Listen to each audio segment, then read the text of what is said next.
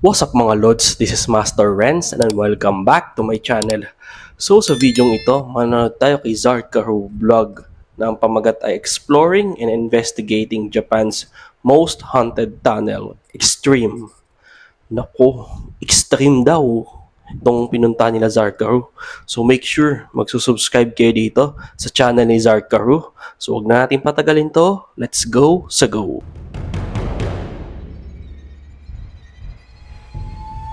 Ay, creepy ng opening ah.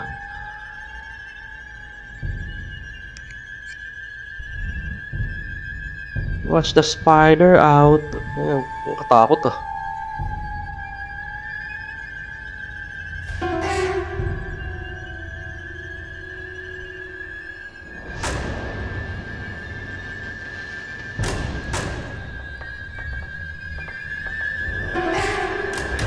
Ay, ang creepy.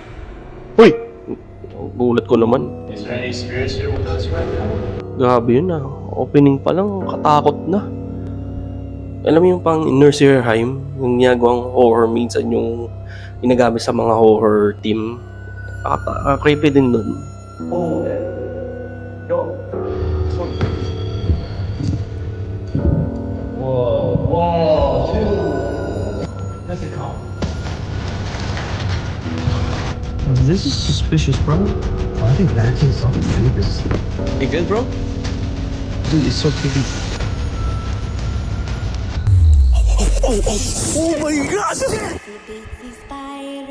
Don't watch the ano. Naku, mag-isa pa man din ako.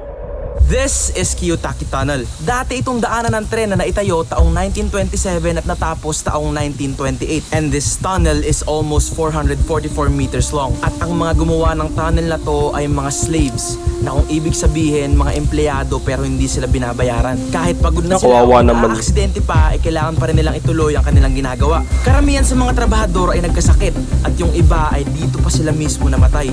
And the most creepy part is, many years ago may babaeng nagpakamatay sa tunnel na to. At magpasa hanggang ngayon ay nakita pa rin nila ang multo ng babae na pag-alagala. Kyoto. Okay guys, so medyo nakakatakot pupuntahan namin ngayon.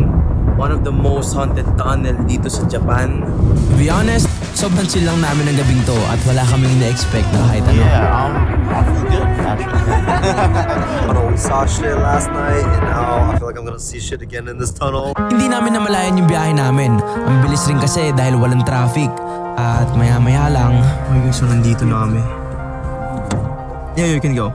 Tumawid kami sa kabila dahil doon kami magsisimula. Medyo mahaba-haba ang tunnel at pagdating... Grabe, so Parang cave yan tunnel din siguro to. Or, pero for sure, mas nakakatakot kasi Japan eh. sobrang dilim, guys. Ayun yung tunnel. Lumapit na ako para pumasok at explorein ang loob ng tunnel. Dito sa gilid merong river. Grabe, sobrang lamig dito ngayon. 17 degrees. Stoplight. May stoplight sa pasukan at labasan ng tunnel para maiwasan ang aksidente.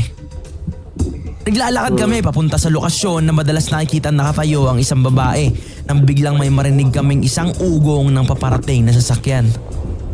Dali-dali kaming tumabi dahil base sa tunog ay para bang napakalaki na sasakyan at napakabilis ng takbo niya.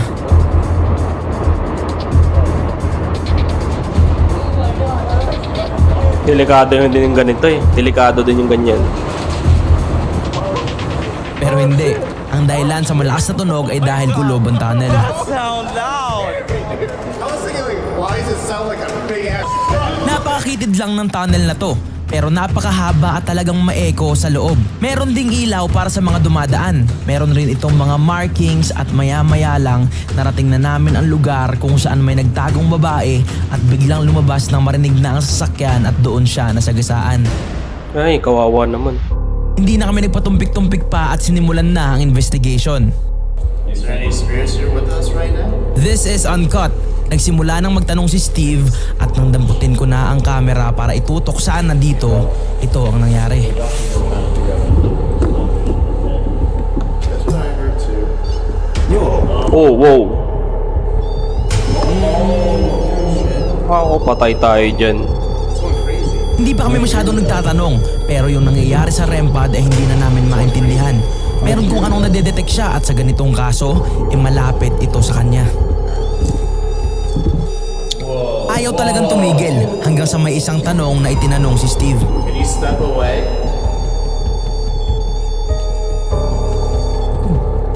Oh, nawala. Pero ilang segundo lang tumunog na naman ito ng tumunog. I never seen it go off this crazy. Yeah. Ayaw tumigil ng REM pad sa pagtunog hanggang sa mamaya may napansin kaming paparating.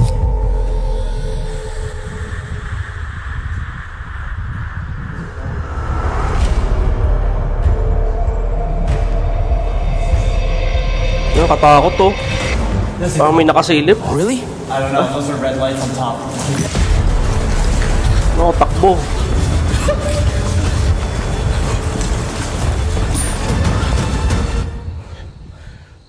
We should get in the car, drive down and back. We might get deported if they caught us, bro. Maybe. Sinubukan namin tingnan kung nandun pa ba ang nakita namin pulis. Nagsasakyan na rin kami para hindi kami mahalata. Pero wala kaming nakitang pulis paglabas namin ng tunnel. He was in front of the tunnel. He was right in front of the tunnel. Here. Yeah.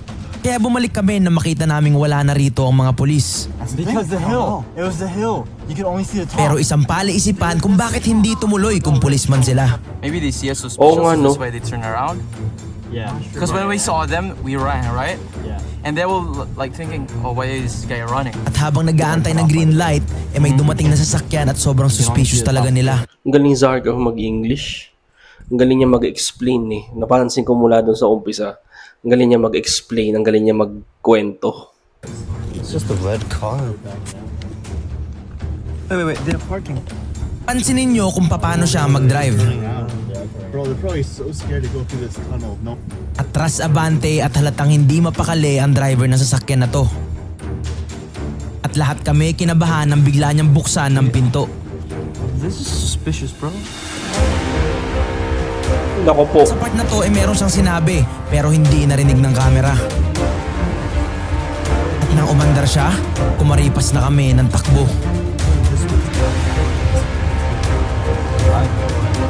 So yun ang nakakatakot. Nakakatakot talaga. Kasi hindi mo alam kung saan mo ma-encounter yun eh. Let's do it again. Bumalik kami para ituloy sana ang investigation. Pero pagbaba namin, narinig namin yung tunog ng sports car na paparating. The lights. Oh. Dude, they're looking for us. Nakakatakot to.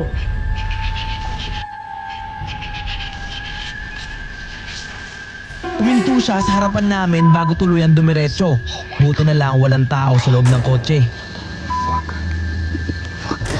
Delikado yun ah. They were looking for us. Let's get out of here. Yo, just hop inside the car. Hop inside the car, guys. Dali-dali kami pumasok sa loob para sana umalis na. So guys, hinahanap kami ng mga nakakotse na pula. No, I think we should just wait a second. And if they pull up again, we drive away. Oh no, they can't. I think they're just trying to get us out of here. Why don't they just stop? What are they looking for? They're not even in the tunnel at that point. Nag-uusap-usap kami dahil hindi na namin maintindihan ang buong nangyayari. At bigla kaming nagulat nang makita na naman namin siyang pabalik. Come back. Oh, guys, turn the lights off.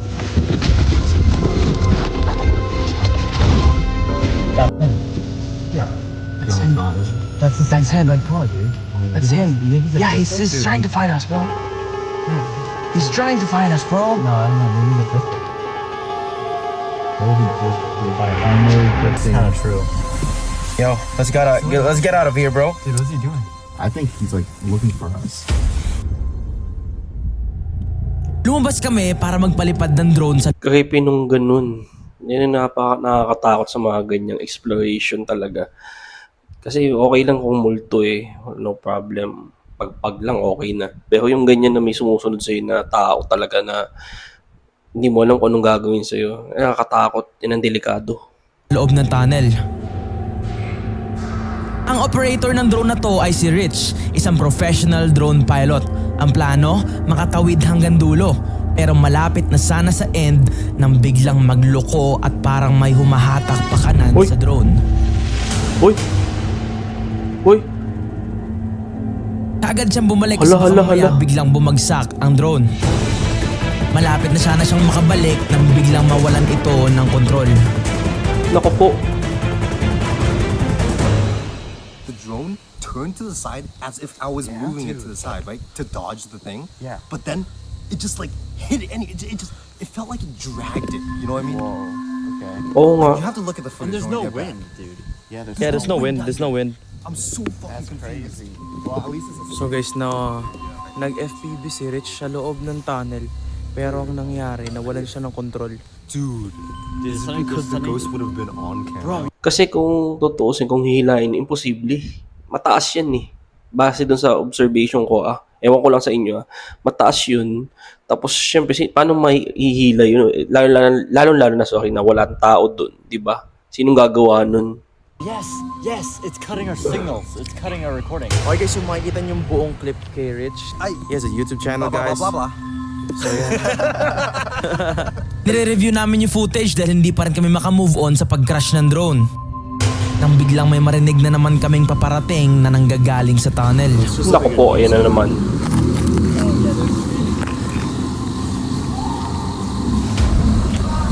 They definitely just have. they're just like Sa puntong to medyo kinakabahan kami kasi baka mamaya yung pulang kotse na naman. Ay, motorcycle. Nakahinga kami ng maluwag motorcycle. nung makita naming hindi kotse, kundi mga kabataang nakamotor ang dumating. Kamawa!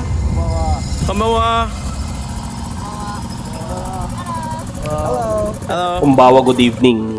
Mababait naman yung mga dumating. Nakipagkilala kami at may tinuro silang direksyon na doon daw may nagpapakita talagang multo.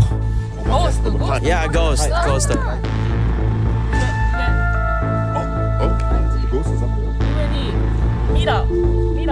mirror. Okay. Sumisalamin daw. Okay. Okay. Kaya nung umalis sila, habang nag-iintro si Steve, sinubukan naming sumilip ni Rich sa sinasabi nilang direksyon. You good, bro? Meron siyang sinisilip na kung ano. What's up? Okay guys, dito may isa pang tunnel. Pupuntahan namin ni Rich yung sinasabi ng mga locals kanina. Dude, there's no lights here.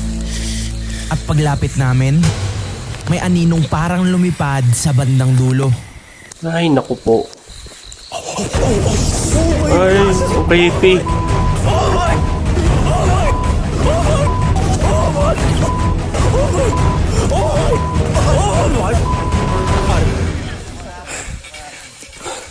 Bro! We saw it, bro! Wait, turn off auto frame.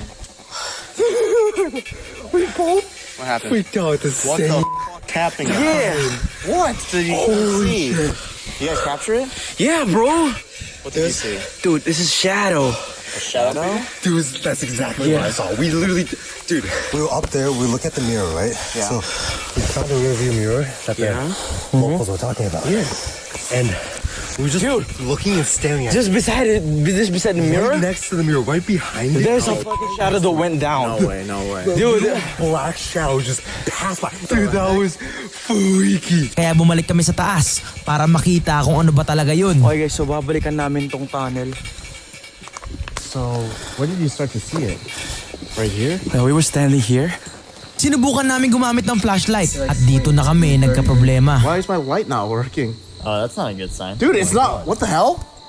Bro, I'm trying to max it out and literally it's turning low. Like it's not working. Look, there's 3 levels. Yeah. 1, 2. Yo. And it just turns off. It doesn't go to the brightest. I was gonna bright that. You think you broke it? I don't know. Maybe this tunnel Can I try it? affecting it. Yeah, try it. So you have to press this to change the level. Lowest. 1, 2. And guess what? I Three. charged this. Ay, Yeah, it was in my bedroom. Yeah. I saw it. You were charging it all night. You were using it earlier, right? For the tunnel shots. Yeah. In the other tunnel. And it was working fine. This makes no sense. Dude, I think whatever's up here is just affecting our batteries. Lumapit kami sa lugar kung saan may nakita kaming anino kanina. It's gone, bro. That was Dude, it has no Wait the hell? leaves. Dude, that was legit. Wait. Do you see that in the mirror? Oh, I see it moving now. Ako, yan yung mirror. Is there black on the mirror? Yo! Yan na yun.